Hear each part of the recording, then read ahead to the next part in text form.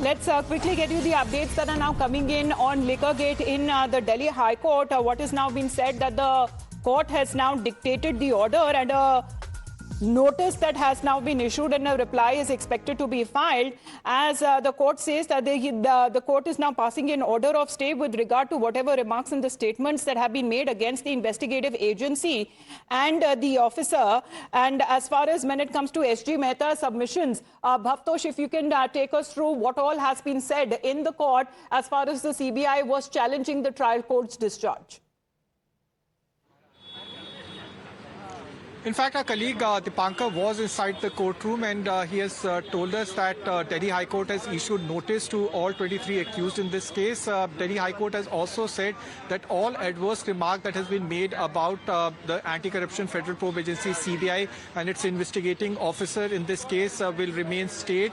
And importantly, it has also told the Special Judge Jitendra Kumar not to go ahead and hear the Enforcement Directorate case. Now, what has happened so far is that some of the 23 accused in this case had said that they will ask that the case against them, the money laundering case against them, should be quashed, because ED in its report had said that there is a 100 crore money laundering case, and in fact had pegged the proceeds of crime at over 2,000 crore rupees. Now, Tushar Mehta, the Solicitor General, told the court, now it had told the High Court that the trial court order was very perverse in nature. In fact, it was like a mini trial.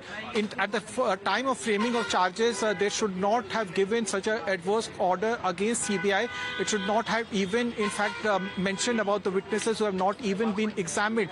Now, Special Judge Jitendra Kumar had said that if trial had gone in this case, then it would have amounted to manifest of or miscarriage of justice. He had, in fact, made several remarks about the fact that there are no witnesses who could have witnessed or who had seen that Kejriwal was one of the main conspirator. However, Tushar Mehta said whenever conspiracies happen, there are no individuals who are present who in fact see such conspiracies are taking place. Importantly, he also said that the approval statement has to be taken on face value. This has been in fact said by various Supreme Court orders.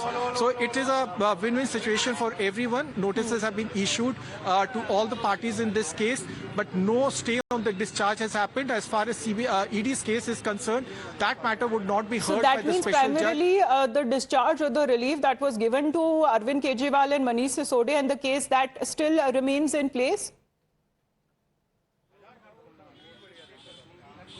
Well, that remains stayed.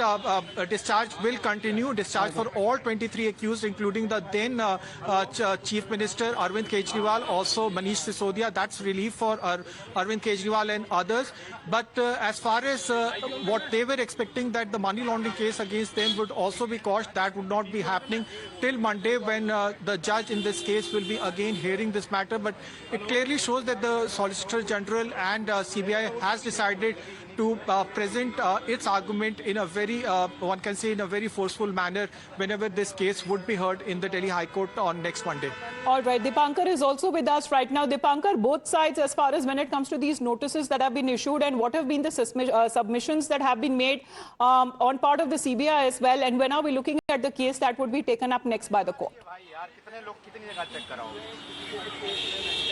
Well, yes, very categorical and very forceful arguments were made by the Solicitor General of India, where the Solicitor General had delved deep into how the order that was pronounced by the trial court judge was perverse, and where were the errors that the trial court judge had made.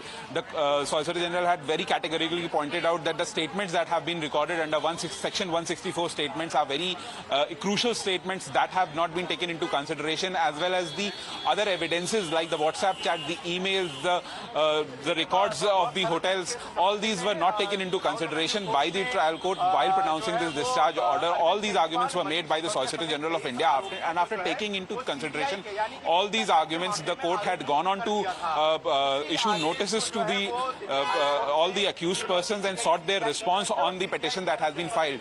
The Solicitor General had also very categorically stated that the entire ED case that is there, the proceedings under the PMLA that are going on before the trial court, those are dependent upon this CBI case, and thus there should be some relief that should be granted. And taking that into consideration, the Delhi High Court had very categorically stated that it will direct the trial court not to proceed further with the ED case that is going on over there until and unless this case that has been registered. So the Delhi High Court issuing notice on the petition filed by the CBI challenging the discharge order in the Delhi liquor excise policy case. The court has stated the observation regarding the CBI officials. The court has also asked the trial court to defer the ED proceedings till the case is now decided, and the matter next would be listed for hearing on Monday. Those are the updates that are now coming in from the Delhi High Court on the development as far as in the Liquorgate case is concerned. Dipankar and Bhavtosh, thank you very much for getting us the first news right here on Times Now. We're going to head into a very short break.